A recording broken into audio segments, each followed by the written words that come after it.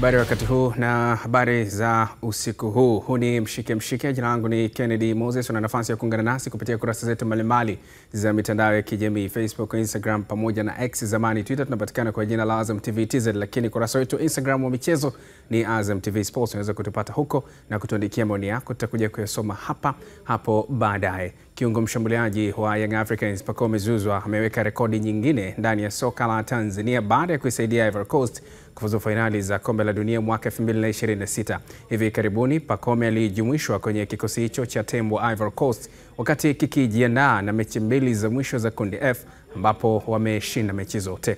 Walianza kwa ushindi wa magoli 7-0 dhidi ya Shelisheli, na yeye akihusika kwa kiasi kikubwa kwenye ushindi huo kabla ya jana pia kwa sehemu ya ushindi wa magoli 3-0 dhidi ya Kenya. Timu ya taifa ya Ivory Coast ni miongoni mwa mataifa 9 ya Afrika yaliyokata tiketi ya moja kwa moja kupitia makundi kufuzu fainali za kombe la dunia ambazo zitafanyika Canada, Mexico na Marekani. Tusalie kwenye kuitazama taarifa hiyo. Kipindi hiki kimezungumza na Rogers Gumbo ambaye ni mjumbe wa kamati ya utendaji ya klabu ya Yanga baada ya hayo, ili kuweza kupata maoni ya uongozi wa klabu hiyo baada ya bendera ya ligi kuu ya NBC kupeperushwa vyema kimataifa. Kama uongozi kwanza tumefurahi, na sisi lengo letu lilikuwa ni hilo, kwamba tunachukua wachezaji kutoka mataifa mengine ili kwamba waweze kuisaidia Yanga vile vile waweze kusaidia mataifa yao.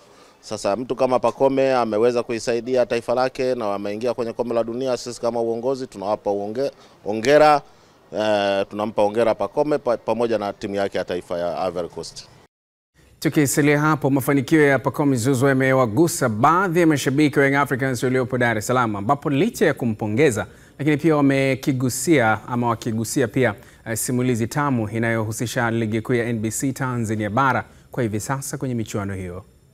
Hii yote inatokana na mipango bora ambayo iliyowekwa katika ligi yetu ya Tanzania, kuanzia bodi ya ligi, TFF, klabu ya Yanga na mfadhili wetu GSM. Na vile vile katika hili lazima uwapongeze Azam TV kwa kuwa ndio wanaonesha hizi mechi live. Ingekuwa ligi haioneshwi, basi hata Ivory Coast wasingemwona Pacome, kwa sababu hata kocha Ivory Coast hakuwahi kuja Tanzania kuja kumwona Pacome. Lakini kwamba Azam TV wanaonesha mechi live na Pacome kaonekana live, basi lazima tuwapongeze Azam TV, wazidi kuboresha, wazidi kuitangaza mpira katika dunia mzima, basi na watu wote duniani wapate kufurahi.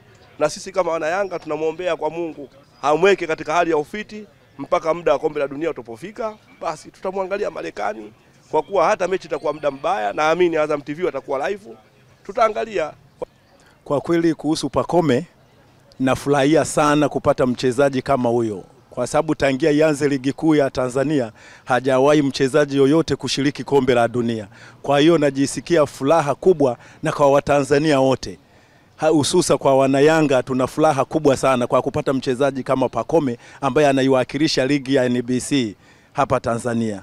Kwanza tunajionea fahari kupata mchezaji wa kwanza kutoka Tanzania atakayecheza kombe la dunia. Maana hatujawahi kupata mtu wa namna hiyo. Wa kwanza ni Pacome Zouzoua. Kwa hiyo kama Yanga tunajisikia fahari. Tunaona tuna mahala ambapo Mungu ameamua kutupeleka. Kwa kweli wana Yanga tuna furaha kubwa mno. Tumepata mchezaji wa kushiriki kombe la dunia, anatokea kilabu ya Yanga ambaye ni Pacome Zouzoua. Bwana, tuna furaha mno. Kinachozungumzwa hapa sio mchezaji pekee, bali ni ubora wa ligi kuu soka Tanzania bara ama NBC Premier League, ambayo imepata uwakilishi wakati huu ambapo mataifa 9 ya Afrika yamekata tiketi ya kucheza kombe la dunia hapo mwakani. Baadhi ya waandishi wa habari hapa nchini wametoa maoni yao kuhusiana na hilo. Kwa hili ambalo tunaliona sasa hivi linatokea, aina ya wachezaji ambao tumekuwa tunawaleta, wengi wanatoka kwenye timu zao za taifa, licha ya kuwa wengine hawajafuzu kwenda huko kwenye kombe la dunia, lakini quality ambayo ipo sasa hivi ya wachezaji wa kigeni hasa kwenye hizi timu zetu kubwa inaakisi kile ambacho kimekuwa kinaendelea. Tunavyozungumza, Pacome ni miongoni mwa watu ambao watakwenda kwenye mashindano ya kombe la dunia endapo ata maintain ubora na ataitwa kwenye kile kikosi cha mwisho. Mechi hizi za kufuzu zimeonyesha mwanga kwake, na yeye kuwa na performance nzuri kwenye michezo yote miwili inaweza ikawa ni sababu ya yeye kujiunga na timu hiyo mwakani, mwezi wa 6, ambapo tutakwenda kushuhudia mashindano haya kule nchini Marekani, Mexico pamoja na Canada. Sasa tuna Pacome Zouzoua ambaye timu yake Ivory Coast imefuzu na yake ni sehemu ya kikosi hicho. So inaongeza thamani, nchi nyingi zinaanza kufuatilia kwamba kumbe Tanzania kuna ligi ambayo inatoa wachezaji kwenye timu zao na wanaziwezesha timu zao kufanya vizuri. Kwa inaongeza thamani kwa kiasi kikubwa, pamoja na uwekezaji mkubwa wa media kama Azam TV, lakini kuwa na wachezaji ambao wanashiriki michuano mikubwa inatuongeza thamani kubwa. Lakini pia ni funzo kwa wachezaji wazao kwamba kama kuna wachezaji ambao wanatoka kwenye nchi nyingine wanakuja kwenye ligi yetu na wanaperform na wanaenda kwenye timu zao za taifa na wanakwenda kushiriki michuano mikubwa, na wao wana nafasi ya kuongeza bidii na mwisho siku na wao kanufaika na kwenda kwenye nchi nyingine wakaja kwa faida kubwa kwa timu yetu ya taifa. Nadhani kuna eneo inaonekana ligi yetu imepiga hatua kubwa, ni ligi ambayo inatazama. Maana wala wengi mchukua bila kumtazama. Maana wanamtazama leo hii Yanga anacheza hatua ya robo finali klabu bingwa barani Afrika, wanacheza dhidi ya Al Ahly, wanacheza dhidi ya Mamelodi, kwa watu wanapata fursa ya kuwaona wachezaji. Maana yake inaongezea thamani ya ligi yetu na kiujumla kwenye nchi yetu, tunaipa thamani kwa sababu wachezaji hao wanatoka kwenye nchi yetu na inakuwa ni jambo zuri pia.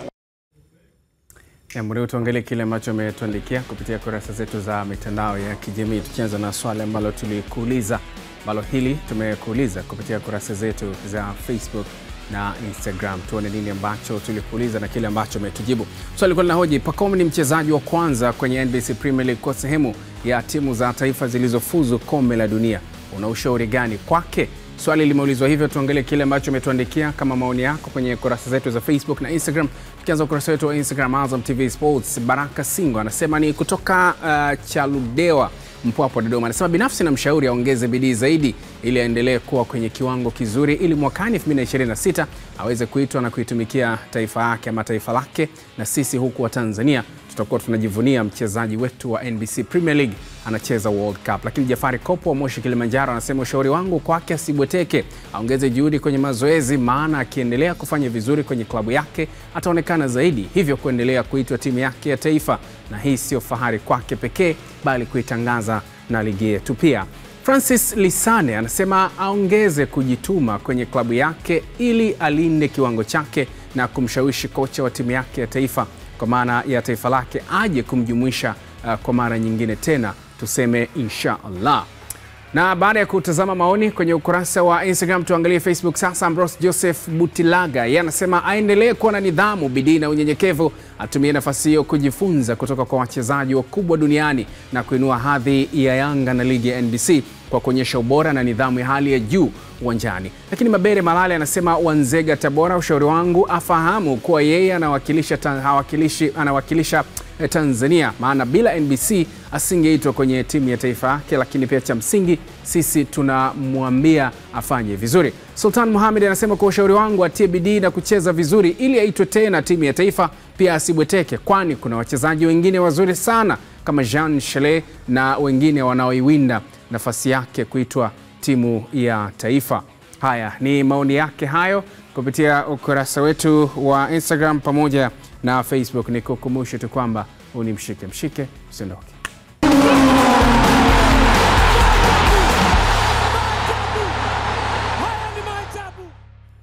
Asante kwa kuendelea kuwa nasi kwenye mshike mshike usiku huu. Tuendelee kuangazia tulionayo mezani. Kocha mkuu wa timu ya taifa ya Kenya Harambee Stars Ben McCarthy ameipongeza Ivory Coast kwa kufuzu kombe la dunia, huku akisifu bora wa wachezaji walionao. Akizungumza mara baada ya kikosi chake kupoteza kwa magoli 3-0 dhidi ya Ivory Coast hapo jana, McCarthy amekiri kuwa pengine itawachukua takriban miaka miwili kuwa tayari kushindana na timu ya aina ya taifa hilo lilokutana nalo.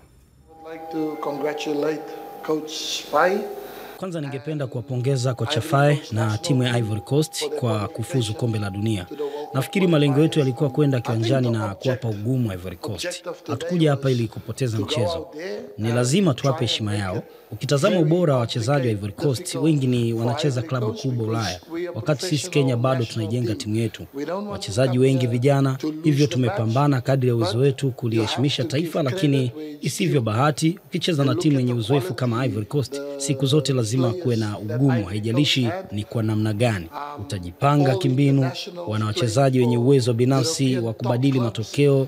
Amadi Diallo ni mmoja wa wachezaji hao. Nicolas Pepe, kivivyote vile ingekuwa ngumu kwetu kuizuia Ivory Coast. Fursa nzuri ya kujifunza tumeipata. Nafikiri miaka miwili ijayo tutakuwa tayari kupambana na timu kama Ivory Coast. I think in 2 years time we will be ready and we will be at a better level to be able to compete with teams like Ivory Coast. Ben McCarthy, kocha wa timu ya taifa ya Kenya, na tayari kikosi hicho cha Kenya Harambee Stars kimerejea jijini Nairobi jioni ya leo kikitokea mjini Abidjan baada ya kuhitimisha mbio za kufuzu fainali za kombe la dunia mwaka 2026. Kikosi hicho kama kawaida kimeongozwa na makamu wa rais wa shirikisho la soka kule Kenya FKF McDonald Mariga. Tuangazie Afrika sasa. Timu ya taifa ya Afrika Kusini maarufu kama Bafana Bafana imevunja mwiko wa miaka 16 ya kutoshiriki fainali za kombe la dunia baada ya kukata tiketi ya kushiriki fainali hizo baada ya kupata ushindi wa magoli 3-0 dhidi ya Rwanda maarufu kama Mavubi Oktoba 14 mwaka 2025 nchini Afrika Kusini. Saidi Msumi anaarifu kwa kina. Kikosi cha Bafana Bafana kinachonolewa na kocha Hugo Broos kinakwenda kushiriki tena kwenye fainali za kombe dunia tangu wafanye hivyo mwaka 2010 wakiwa wenyeji wa fainali hizo baada ya kufikisha alama 18 kwenye michezo 10 waliocheza kwenye kundi C.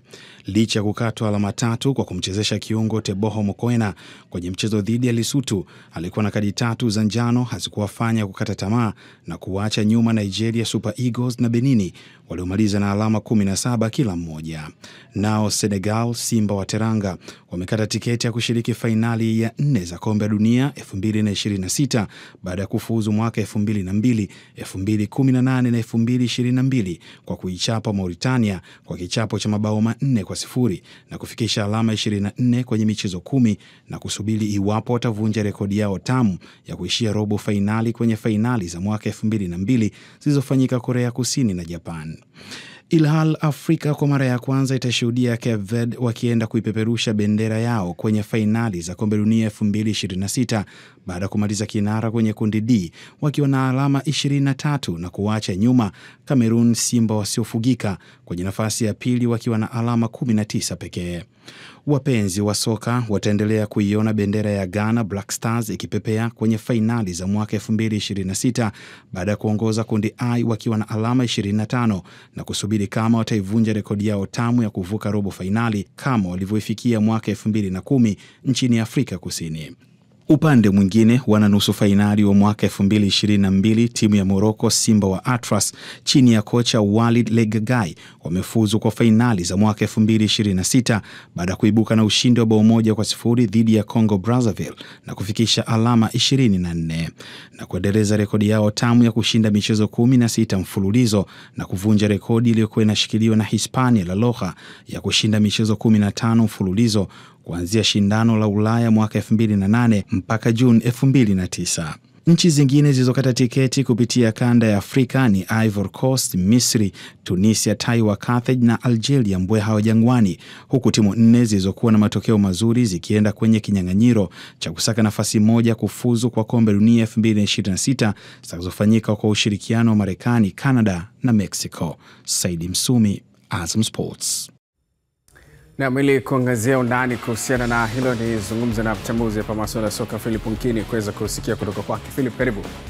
Mambo yanaenda? Safi, za kwako? Tuko vizuri. Safi, mambo yanaenda fresh. Haya, tumeona namna ambavyo kila timu imekuwa inafanya. Timu ambazo kutoka Afrika ukiacha zile za kutoka mabara mengine, Ulaya bado wanapambana, lakini Afrika tayari tunajua, Asia pia tayari tunajua. Kiufupi ni kwamba kutoka Afrika sasa Misri wameshakata tiketi, Senegal, Afrika Kusini, Cape Verde, Morocco, Ivory Coast, Algeria, Tunisia pamoja na Ghana. Nini umekiona hasa kutokana na namna ambavyo tumeweza kuzipata timu hizi karibu 9? Kwanza ni timu 9 kwa ujumla ambazo ni mara ya kwanza Afrika inashirikisha timu 9. Nyuma ilikuwa tuna timu 5 ndio tulikuwa tunashiriki kwenye World Cup. Kwa kupata nafasi hii unaona mataifa yote unaoyaona ni mataifa makubwa kwenye soka la Afrika. Ukimtoa Cape Verde ambao anaenda kwa mara ya kwanza, lakini akiwa na mabadiliko makubwa akionyesha kwamba anaenda kuchallenge kwenye mataifa makubwa ambayo ukiwaona kama Senegal, Tunisia, Ghana, Algeria na Ivory Coast. Lakini ana Misri ambao ndo unaweza kusema ni kati ya wale mataifa ambayo yalikuwa yanapewa nafasi kubwa zaidi ya kufuzu kwenye World Cup na yale ambayo alishawahi kufanya vizuri ambao ni Cameroon. Ndo anakosekana hapa, lakini pia anakosekana Nigeria ambao pia naye amekuwa akifuzu mara kwa mara. Ukimtoa Cape Verde hao waleko wengine wote. Hakuna ambao ndo mara yake ya kwanza. Hao wameshafuzu mara 2, mara 3 nafikiri. Nigeria namuona playoff, Cameroon mpaka akafanya Eto'o akakasirika jana. Amekuwa gumzo mitandaoni, Congo DR pamoja na Gabon. Nigeria na Cameroon ndio unaweza kuwazungumzia kati ya wale ambao kwa hivi karibuni wamekuwa wakizungumzwa kwamba ni mataifa makubwa kwenye soka la Afrika ambao wamekosa ile nafasi ya moja kwa moja. Hawa wanacheza playoff ambao pia wakishamaliza hapa Afrika bado haiwapi nafasi. Yule anaochukua hapa bado haimpi nafasi ya kwenda kwenye kombe la dunia. Sababu bado ataenda kucheza playoff nyingine ambayo itampitisha kwenda. Lakini mpaka sasa hivi kwa wale ambao wameenda nafikiri ambao ana deni kubwa zaidi ni Morocco. Morocco kipindi kilichopita alimaliza nusu finali. Kwa ana deni sasa hivi, mashabiki nafikiri wa nchi yake watataka labda awe pale pale. Ratiba ndio hii hapa sasa Nkidi. Wanamenyana wao kwa wao kwanza, baada ya hapo na hizi zinafanyika Morocco hizi za kufuzu. Baada ya hapo wanakwenda wanakufuata. Unaziona vipi? Ni mechi nzuri sababu ukiangalia Nigeria na Gaboni wote wamefanya vizuri kwenye makundi yao. Wakamaliza nafasi ya pili wote, lakini Cameroon na DR Congo mpaka dakika za mwisho sana alikuwa anapewa nafasi ya kwamba ana uwezo wa kufuzu, lakini nafikiri mechi za mwisho zikamzuia. Cameroon haepuki kufanya kile ambacho Ghana wamefanya. Anahitaji bado kuitengeneza timu yake upya sababu Ghana kwenye kipindi ambacho walikosa walirudi nyuma wakaitengeneza timu yao upya. Nafikiri hicho ndo anachomisi ambacho sasa hivi anatakiwa akifanya. Hata kama akipata nafasi hii hapa bado atakuwa na kazi kubwa sana ya kufanya kabla ya kuelekea kwenye finali za kombe la dunia. Sio yule ambaye anatambulika kwa siku zote. Sio. Bwana, tuangalie wenyeji wa Sekafa, mambo ilikuwa wenyeji wa CHAN, mambo ilikuwa vipi kwenye kampeni hizi? Safari ya Tanzania yalimaliza na alama 10 kwenye kundi. Ukiangalia Tanzania unaweza ukawapongeza kwenye uwekezaji, unaweza ukawapongeza ya kwamba ni mara ya kwanza wanakusanya idadi hiyo ya point, lakini kingine ambacho una uwezo wa kuwapongeza ni unaona kwamba kuna mabadiliko kila siku timu inapocheza. Ingawa bado tuna kazi kubwa sana ya kufanya wakati ambapo tunawaza kuhusiana na kazi kubwa ambayo unaizungumza. Haya ndio matokeo ya Tanzania kwenye safari ya kufuzu World Cup. Wapi tulikwama na kiasi cha kushindwa wala kufika hata kwenye playoff huko? Poteza mechi 2 dhidi ya taifa kubwa kama Morocco, mtu anaweza asione kama ni ishu kubwa sana. Ni alama 6. Ni alama ambazo wenyewe ndo ziliwapa nafasi ya kufuzu. Kwa hiyo ili ufuzu kwenye finali kama hizi ni lazima utakutana na aina ya timu kama hizi. Aidha utashinde nyumbani kwako ukapoteze ugenini au upoteze nyumbani alafu ukashinde ugenini. Lakini sehemu ambao tulipotea kabisa ni kwenye mechi dhidi ya Congo. Hiyo sare dhidi ya Congo na tulipoteza mechi moja dhidi ya Niger. Nafikiri ilikuwa ni sehemu ambayo sisi hatukutakiwa kupoteza hizo pointi. Bana, hawa ni Kenya na mtu watazame. Kenya bana nadhani wameweza kufanya vyema sana ukilinganisha na mataifa mengi ya namna ambavyo wameperform hasa kwenye ukanda wetu wa Sekafa na wenyeji pia wa CHAN. Kenya amefunga magoli mengi sana. Lakini naye amefungwa mengi pia. Ukiangalia hata idadi ya magoli aliyofungwa na Gaboni amepoteza magoli 2 na Gambia ampoteza magoli 2, lakini amekuja na Ivory Coast ampoteza mabao 3. Kwa hiyo bado humweki kwenye ile daraja ya kwamba alifanya vizuri sana. Ingawa kuna process ipo ambayo anaifanya, inaonekana ya kwamba kuna siku anaweza akafika pale. Kinachowatofautisha Kenya na mataifa mengine ni kwamba wenyewe kama vile wameanza kushtuka. Kenya wana wachezaji wengi sana ambao ni vijana ambapo unaona ya kwamba leo huna deni nao, lakini baada ya miaka 3 mingi wanakuwa na timu bora zaidi. Uganda wamekuwa top performer kwa wenyeji wa CHAN kwa maana Tanzania, Kenya na Uganda. Uganda wamekuwa top. Wamemaliza nafasi ya pili, nafasi ambazo si Tanzania wala Kenya amemaliza. Kuna namna wanakuja kwa speed ya tofauti. Mpaka dakika za mwisho sana Uganda alikuwa anapewa nafasi ya kwenda kwenye playoff. Na kama angeshinda angeenda playoff. Angeenda playoff, lakini alikuwa anacheza na nani? Alikuwa anacheza na Algeria na Uganda amekuja kupoteza mechi na Algeria dakika 10 za mwisho. Ndio zilimnyima hatima ya kwenda kwenye playoff. Kwa hiyo nafikiri kikubwa kwao ni kurudi kujipanga vizuri zaidi. Kingine ambacho kinakuja kwa Uganda ambacho pia Kenya wanacho ni mabadiliko ya kikosi chao. Kikosi chao kina wachezaji wengi sana vijana na tuliwaona kwenye michuano ile ya CHAN wamefanya vizuri. Nafikiri na huku napo wamepita hivyo. Kinachowatofautisha Uganda ni kwa sababu walikuwa kundi moja na Algeria. Ina maana wangekuwa na taifa lingine ambavyo ni level sawa, basi Uganda walikuwa wanaweza kuwashangaza watu kwenda kwenye finali za kombe la dunia.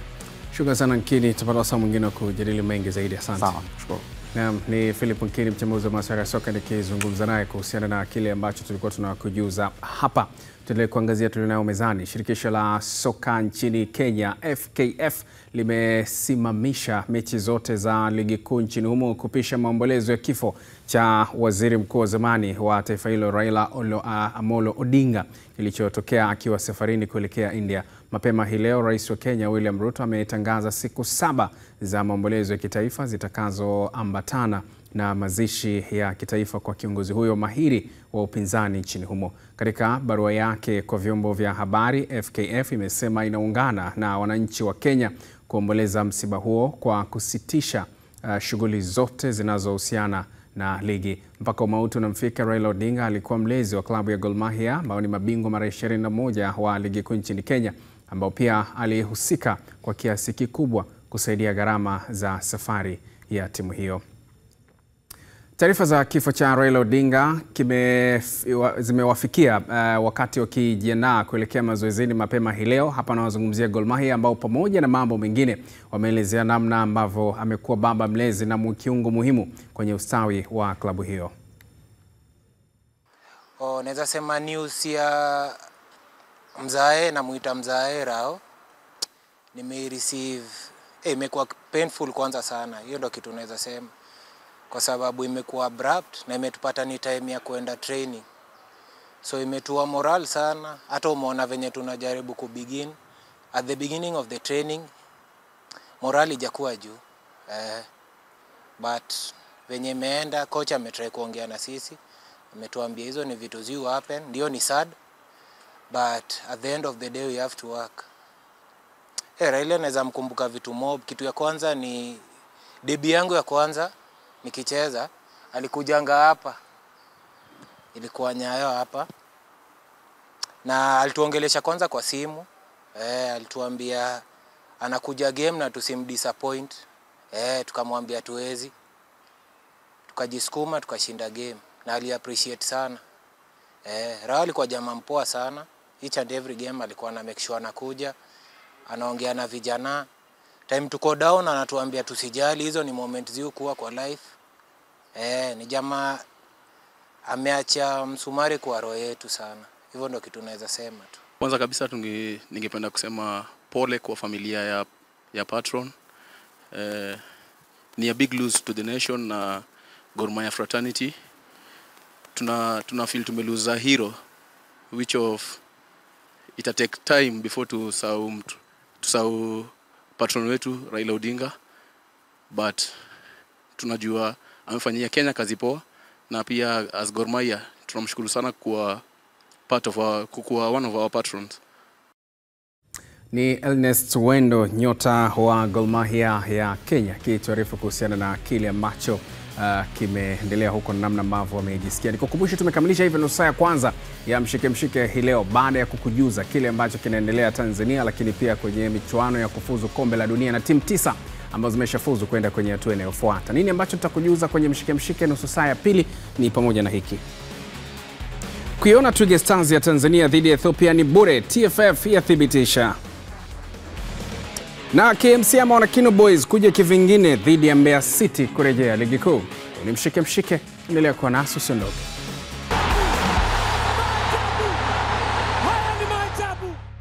Asante kwa kuendelea kuwa nasi na kututazama ama kutufuatilia kupitia kisimbuzi chako. Huu ni mshike. Kikosi cha Simba Sports Club kimefanya mazoezi yake ya mwisho hapa Dar es Salaam asubuhi ya leo, kabla ya hapo kesho kuanza safari ya kuifuata Nsingizini Hotspurs nyumbani kwao Eswatini. Wakati ambapo ligi kuu soka Tanzania bara ama NBC Premier League ikisimama kupisha kalenda ya FIFA. Kikosi cha Simba chini ya meneja mkuu Dimitar Pantev kimecheza mechi 2 za kirafiki dhidi ya Al Hilal ya Sudan. Mechi hizo zinatajwa kuwa ni kipimo sahihi cha kuiona timu yake kuelekea mechi hiyo dhidi ya Nsingizini Hotspurs, kama anavyothibitisha Ahmed Ali ambaye ni meneja wa habari na mawasiliano wa klabu hiyo.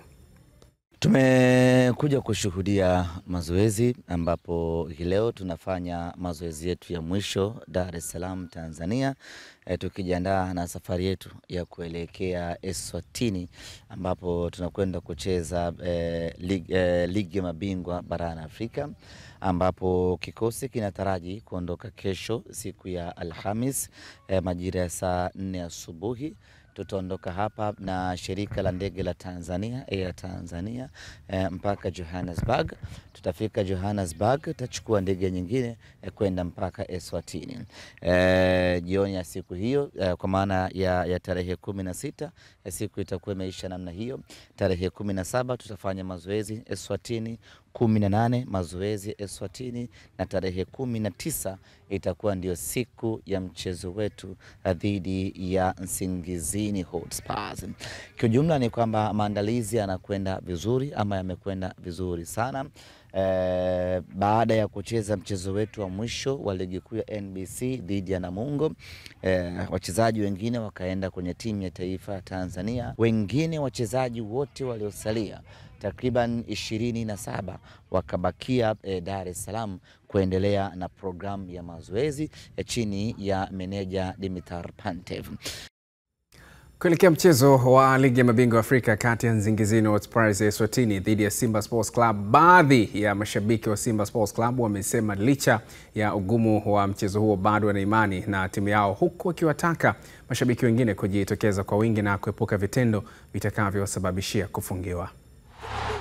Kikosi bora, lakini kutokana na ujaji wa mwalimu, pia mwalimu naye ana mifumo yake.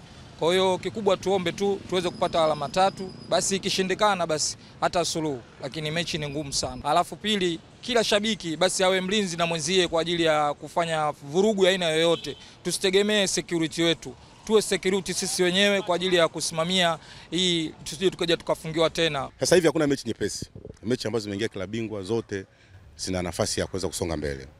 Na kwa mara ya kwanza, hii sio mara ya kwanza, sisi tumekucheza tukatolewa hapa karibu mara 2. Udisongo wamekuja hapa wakatutoa, Galaxy kuja hapa wakatutoa. Kwa hiyo tuna uzoefu wa kutolewa katika hatua kama hizi.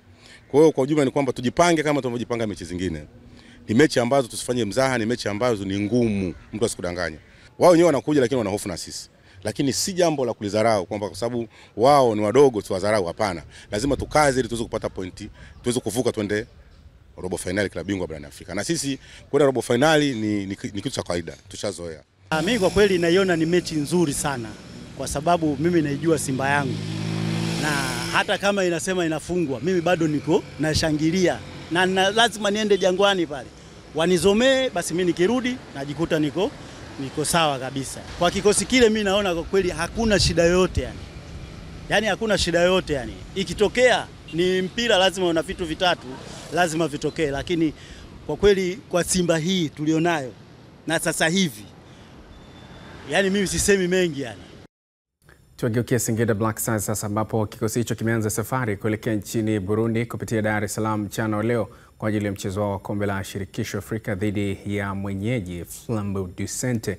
Mchezo huo wa kwanza raundi ya pili wa kuwania hatua ya makundi utachezwa Oktoba 19 kwenye uwanja wa Intwari, kama anavyoelezea Hussein Masanza ambaye ni meneja wa habari na mawasiliano wa klabu hiyo. Leo Jumatano tarehe 15 ya mwezi wa 10, timu yetu inaanza safari kutoka hapa nyumbani Singida kuelekea nchini Burundi kupitia Dar es Salaam kwa ajili ya kwenda kushiriki mchezo wetu wa mkondo wa pili kwenye kombe la shirikisho barani Afrika, mchezo dhidi ya timu ya Flambeau du Centre ya kule nchini Burundi. Na maandalizi yameshafanyika kwa upande wa hapa nyumbani Singida, lakini pale Dar es Salaam tutapata wasa wa kufanya mazoezi tarehe 16 kwa maana ya kesho. Kisha tarehe 17 kikosi kitaanza safari yake rasmi kutoka jijini Dar es Salaam kuelekea nchini Burundi. So far kikosi ambacho kinasafiri na timu ni jumla ya wachezaji 26, kwa maana ni mechi muhimu kweli kweli, na kocha Miguel Gamondi hataki kubahatisha kwenye mchezo muhimu kama huu. Kwa tunaenda tukiwa full kwa maana ya squad kwa kiasi kikubwa inaenda kushiriki, tukiacha nyota takriban 3-4 hivi wakiwemo vijana wetu, lakini kwa kiasi kikubwa kikosi kamili kinaenda nchini Burundi kwa ajili ya kwenda kutafuta matokeo ya Watanzania. Maana mechi za kimataifa ni mechi za Watanzania wote. Tunaenda kuipeperusha bendera ya nchi yetu, tunaenda kupambana kuhakikisha kwamba tunarudi na matokeo mazuri yale ambayo Watanzania wanayasubiri kwa hamu. Hautakuwa mchezo mwepesi, tunaenda kupambana kufa na kupona, kwa sababu nimeona namna ambavyo wachezaji wanapambana uwanja wa mazoezi na namna ambavyo mwalimu anasisitiza ugumu wa mechi hii Kwa tunaenda tukiwa tuna dhamira ya kupambana kwenda kutafuta matokeo mazuri. Tuna shaka mashabiki wetu kutoka nyumbani Singida wataambatana nasi, tayari wanaendelea kujipanga huko. Ni jambo zuri kweli kweli, lakini wapo wa Tanzania ambao wanaishi nchini Burundi. Tumia fursa hii kuwakaribisha katika uwanja wa Ntwari, Stade Ntwari.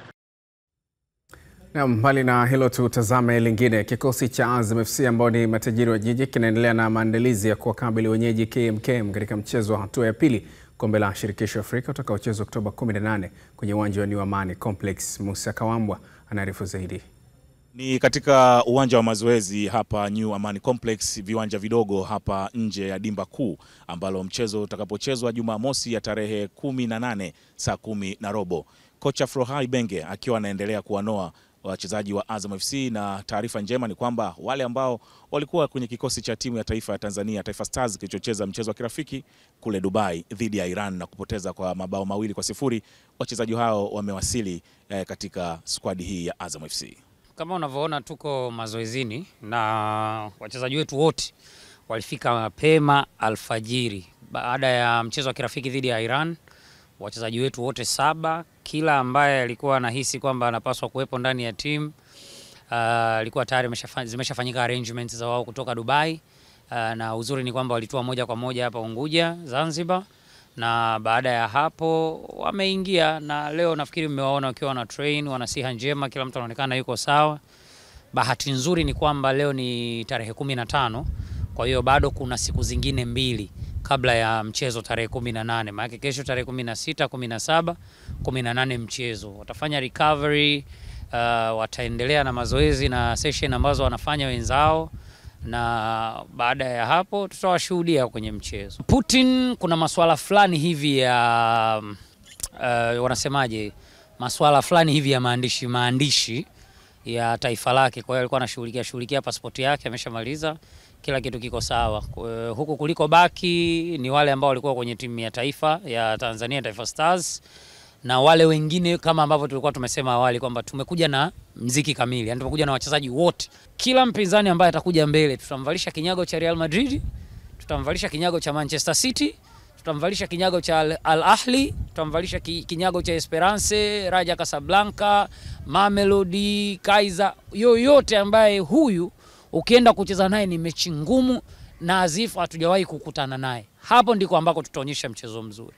Kwa hiyo tunawaheshimu wapinzani wote ambao tumekutana nao kwenye hii nyakati. Tunakwenda kucheza na KMKM ambaye hajafika hapa aliko kwa bahati mbaya. Obvious ni mechi ngumu sana. Chini ya kocha Frohai Benge, wachezaji wa Azam FC watakuwa na kibarua cha kumshawishi ni nani ambaye atapata nafasi ya kuanza kwenye mchezo dhidi ya KMKM. Lakini kwa ujumla kikosi kizima kitakuwa kina kazi moja tu ya kuhakikisha Azam FC wanapata ushindi kabla ya mchezo utakaopigwa pale Chamazi. Kutoka hapa visiwani Zanzibar, Musa Kawambwa, Azam Sports. Tukisalia hapo, uongozi wa Azam FC tayari umetangaza mchakato wa mashabiki wa kikosi hicho wenye nia kwenda kuishangilia timu yao New Amani Complex Oktoba 18 watakapocheza dhidi ya KMKM. Kwa baadhi ya mashabiki hao wameitikia kwa kishindo nia hiyo, huku wakielezea matumaini makubwa ya matokeo chanya msimu huu. Ni mchezo mgumu sana kwa sababu sisi hatua kubwa sana ambayo tunafeli ni hatua hii kwamba tukishinda tunaenda makundi. Ni hatua ambayo sisi Azam tunafeli. Kwa hiyo tusije tukawazalamu KMKM kwa sababu wani wepesi, hapana. KMKM ni timu ambayo imejipanga, imefika hatua ambayo na sisi tumefika. Kwa hiyo na wao pia wanahitaji kufika hatua ya makundi. Kwa hiyo kama sisi wajibu wetu mashabiki tunatakiwa twende Zanzibar tukawasupport wapambanaji wetu ili tuweze kuimaliza mechi kule. Umeelewa? Kwa sababu KMKM pia kama nilivyokuambia wanahitaji na wao kufuzu. Kama wanahitaji na wao kufuzu watahitaji kuleta upinzani mbele tu sisi ili kuonyesha kwamba nao wanafanyaje, wanaweza. Kwa sasa timu yetu sisi kwanza ina benchi bora la ufundi, ina wachezaji bora. Na dhamira yetu mwaka huu sisi ni kufanya vizuri zaidi kwenye mashindano ya CAF Confederation kufika hatua ya makundi. Kwa hiyo kwa ubora wa benchi la ufundi, wachezaji, mimi naamini kabisa mwaka huu kwa KMKM, mimi naamini tutaingia katika hatua ya makundi. Azam FC mwaka huu, yani usajili kwanza umetufurahisha. Ndio maana toka tumeanza mpaka sasa hivi yani hawajatuangusha. hawajatuangusha. Na nyie mnaona nadhani kwamba timu zingine na sisi kwenye ligi msimu huu tunaenda vizuri. Kwa upande wao nao lazima watakuwa vizuri kwa sababu nao wanapambania kwao, lakini sisi ndio maana nasema usajili. Yaani kitu kikubwa usajili. Yaani kocha wetu Ibenge tunamwaminia. Yaani usajili ambao umeufanya sijui nisemaje. Kila tunamsajili ni mzuri na bora. Uongozi naamini kila unaokuja ni mzuri na bora. Huu watu ndo wataamini. Oktoba tunavuka. Azam timu yangu na nitaisapoti mpaka nakufa. Ndo timu naipenda kutoka moyoni. Amini nawaambia mashabiki wenzangu. Tuvuke Zanzibar tuende tukaitimize Oktoba tunavuka. Shirikisho la soka Zanzibar ama ZFF limesema maandalizi ya mchezo wa kombe la shirikisho kati ya KMKM dhidi ya Azam FC yapo vizuri na wapo tayari kuona timu hizo mbili zikiumana Jumamosi ya tarehe 18. Tazama, Azam timu yao iko vizuri msimu huu. Wana mwalimu mwenye uzoefu mkubwa Afrika, Ibenge, lakini mchezaji mmoja ambao wamesajili msimu huu na wale ambao wapo kipindi kirefu kina Faisal ambao wameongezwa mikataba na kwa pale. Naona kabisa ni timu ambayo imeimarika vizuri msimu huu na ndio maana matokeo yao yamekuwa mazuri katika raundi ya kwanza zidi ya timu ya Al-Mareh Bintu kutoka South Sudan kule. Yalikuwa ni bora matokeo yao ugenini na nyumbani Tanzania, lakini kwa upande wa KMKM na wao wako hivyo. Naona wana mwalimu mpya Hababu, wamesajili hapa na pale kidogo, wachezaji wapya wengi wanao pia kutoka nje ya Tanzania na wao wamefanya vizuri. Wanafika mpaka hatua hii ya mchezo huu wa raundi ya pili, wametoa timu kutoka Djibouti na kushinda mechi zote mbili nyumbani na ugenini. Though walicheza hapa mechi zote mbili kwa sababu timu ya Djibouti walikuwa hana uwanja ambao umekidhi vigezo vya CAF, lakini bado tumezingatia kwamba ni mechi mbili nyumbani na ugenini na bado KMKM wameweza kushinda zote mechi mbili katika muendelezo. Kwa naamini mchezo huu utakuwa na kuvutia na aina yake. Sisi kama ZFF kusema la kweli tunauendea mchezo huu kwa tahadhari kubwa sababu tunafahamu ni timu mbili kutoka Tanzania, moja kutoka Tanzania bara, nyingine hapa visiwani. Kwa tunaamini kwamba ni kama dabi fulani hivi ya Tanzania na tunafahamu siku zote zinapokuwa zinakutana timu kutoka bara na visiwani zinakuwa ziko za namna gani. Kwa hiyo kwa sisi kama ZFF tunauchukulia kwa tahadhari kubwa mchezo huu na kwa umakini mkubwa, tukiamini kwamba ni mchezo ambao unakwenda kuchukua historia lakini pia na heshima za vilabu vyote viwili hivi. Kwa hiyo kimsingi tunaamini kwa mchezo kuvutia na aina yake kweli kweli. Endelea kutazama Mshike Mshike, twende break, tutarejea.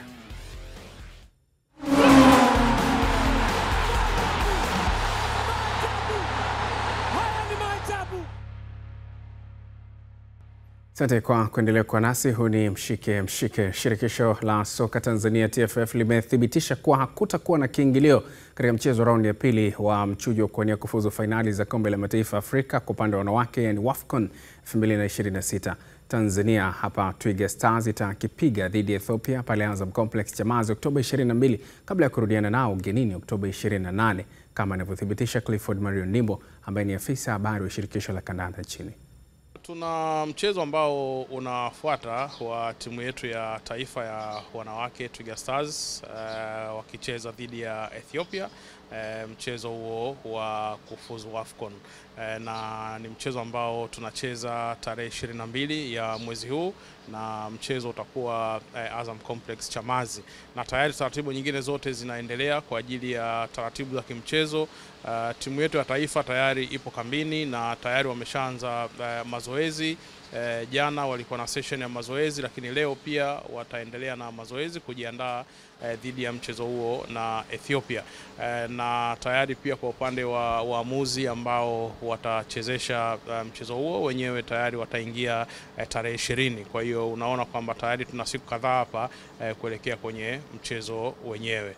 Ni mchezo muhimu kwetu, mchezo ambao tunaanzia nyumbani. Kwa hiyo ni waombe wa Tanzania kwa wingi tukutane pale Azam Complex kwa sababu mchezo hautakuwa na kiingilio. Tutumie nafasi hii ya kucheza nyumbani kuwa na mashabiki wengi, lakini kupata matokeo yaliyo bora zaidi ili kupata nafasi katika mchezo wa marudiano. Manake tukiwa na matokeo bora ya nyumbani, manake tukiwa ugenini basi tupate nafasi ya kuweza kupata matokeo mazuri ambayo yatatusogeza mbele. Kiingilio kama ambavyo nimesema kwamba hakutakuwa na kiingilio katika mchezo huo, na ndio maana nimewaomba wa Tanzania tujitokeze kwa wingi kuhakikisha kwamba tunatoa support kwa kikosi cha timu ya taifa na kupata matokeo mazuri nyumbani. Wakati hayo yakiendelea, kikosi hicho rasmi sasa kimeanza maandalizi yake hapo jana katika kituo cha ufundi TFF hapa nchini kuelekea kwenye mitanange hiyo miwili kuelekea kwenye mchezo huo. Kocha wa kikosi hicho Bakari Shime amezungumza nasi. Tumeanza matayarisho yetu jana na leo tumekuwa na siku ya pili. Kazi kubwa tumefanya jana na leo ni kulinganisha hali za wachezaji kwa sababu wametoka kwenye timu tofauti tofauti na tunahitaji wote wawe katika uzani sawa. Ni matumaini yangu kwa afya za wachezaji ambao nimewaona jana na leo na section hizo mbili wako katika hali nzuri na hatutakuwa na kazi kubwa sana kutengeneza muunganiko wa timu yetu. Kikubwa ni kwamba tunategemea kuanzia kesho kupokea wachezaji ambao wanacheza nje ya nchi. Watakuwa wakiingia kulingana na ratiba timu zao kule ambako wanatoka. Kuanzia kesho mpaka tarehe 19 watakuwa wachezaji wote wametimia ambao tumewahitaji kwenye timu yetu. Kwa hiyo ni matumaini yangu kwamba matayarisho yetu yatakwenda vizuri kama ambavyo nimezungumza kwa wachezaji wa ndani na wale ambao watakuwa wametoka nje. Kikubwa ni kwamba ni mechi muhimu sana kwetu. Kwa hiyo matayarisho yetu lazima yawe na umakini mkubwa kuhakikisha kwamba hatuwezi kukosea na kupata matokeo mazuri. Jambo la kwanza ni mchezo wenyewe. Issue sio kiingilio, issue ni mchezo wenyewe. Huu ni mchezo wa mwisho, raundi ya mwisho ya kufuzu kwa AFCON ya mwaka 26. Maana yake ni kwamba sisi kama nchi, kwa maana sisi timu, lakini pia na wananchi kwa ujumla wanapaswa kuwa sehemu ya huo mchezo kuhakikisha kwamba tunashinda huo mchezo na kuipeleka Tanzania kwenye kufuzu kwenye AFCON. Nilizungumza kwamba nyakati kama hizi nimezoea kuona Watanzania wakiwa wanashikamana, wakiwa wanasukuma timu yao bila kujali itikadi zao, na mwisho wa siku mara nyingi tumefanikiwa aidha kwa timu yetu ya wanaume na kwa timu ya wanawake pia. Kwa hiyo ni raundi ya mwisho, final round, ambapo nchi yetu itashiriki tena mashindano ya AFCON endapo tutaweza kuwatoa Ethiopia kwa jumla matokeo ya nyumbani na ugenini. Bakari Shime, kocha wa timu ya taifa ya wanawake.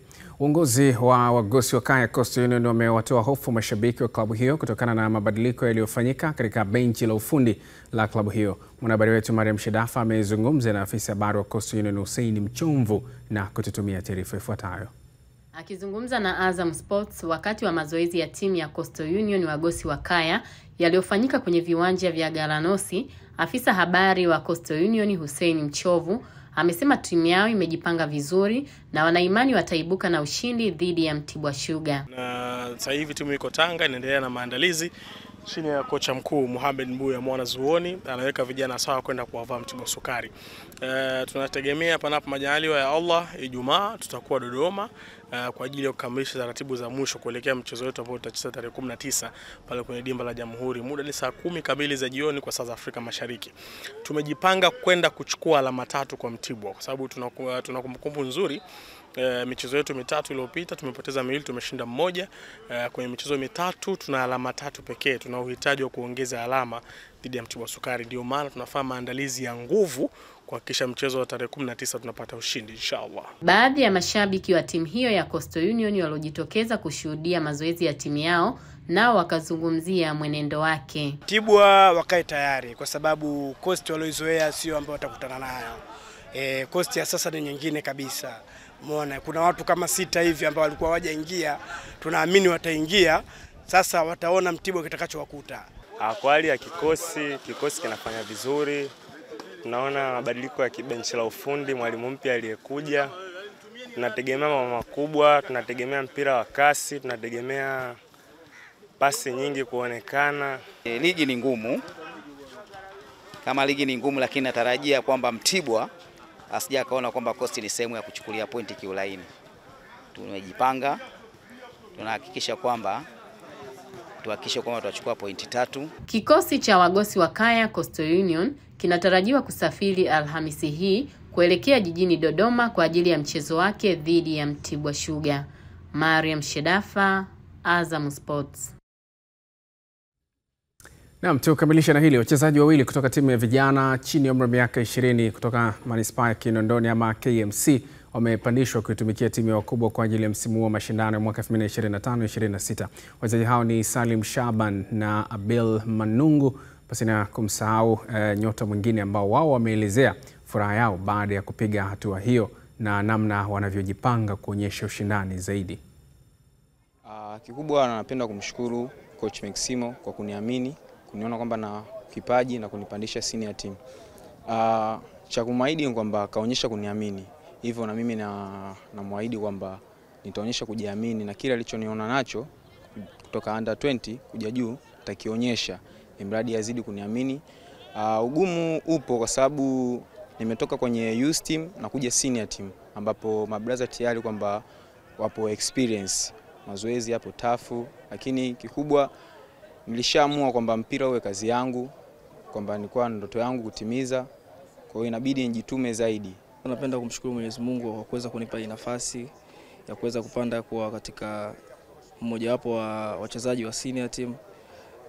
Pili naweza kuwashukuru pia jopo langu la benchi la ufundi la timu kubwa pamoja na timu yangu ya under 20 kwa kuweza kunipa nafasi mpaka kufika hapa. Pia naomba niwaahidi kwamba panapo majaliwa inshallah tutafika malengo, tutafikia mbali. Tukisalia Kinondoni, mara baada ya klabu ya KMC kumalizana na mtendaji wake wa zamani Daniel Mwakasungula, hatimaye amepata mbadala wake ambaye ni Daniel Madenyeka aliyewahi kuwa meneja wa uwanja wa KMC Complex.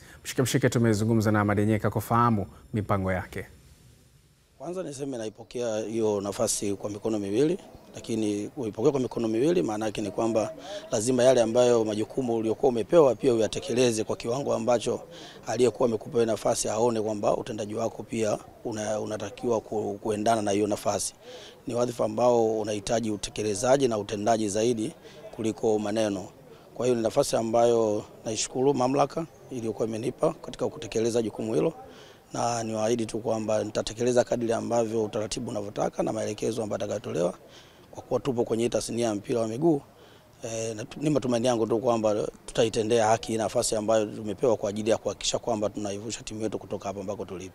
Kwa hiyo naweza nikasema kwamba ni timu ambayo naifahamu kwa kiasi kikubwa sana. Kwa hiyo hata yale ambayo nilikuwa nayaona labda madhaifu nilikuwa nayaona ikiwa nje, naweza kukuta pia nikawa sehemu sasa pia kutoa mchango wangu direct kwa management ya timu. Lakini niseme tu kwamba tulikuwa kwenye break. Tumeshacheza mechi 3, tumepoteza mechi 2, tumeshinda mechi 1, lakini tulikuwa kwenye break ya FIFA. Tunarudi tena kwenye msimu kwenye mwendelezo wa ligi yetu, ambako tarehe 18 tuna mchezo dhidi ya Mbeya City. Ni mchezo ambao kocha amepata muda mwingi kukaa na wachezaji wake kuangalia madhaifu yaliyotokeza kwenye michezo 3 iliyopita. Tunatumai kwamba tutaenda kufanya vizuri. Tukamilishe na muhtasari. Bendera ya ligi kuu soka Tanzania bara yapeperushwa vyema kimataifa. Pacome Zouzoua isaidia Ivory Coast kufuzu kombe la dunia.